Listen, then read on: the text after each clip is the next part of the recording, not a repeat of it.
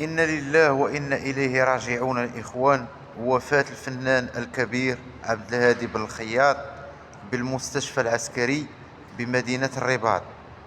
الله يرحمه والله يوسع عليه والله يرحم جميع المسلمين.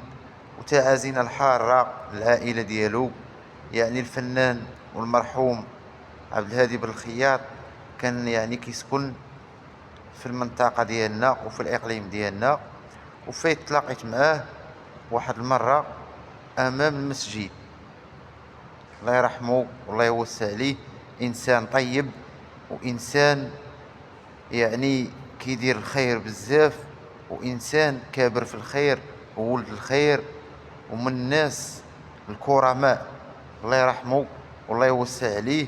وتعازينا الحارة العائلة ديالو، واللي شاف هذا الفيديو يدعي مع المرحوم بالرحمة.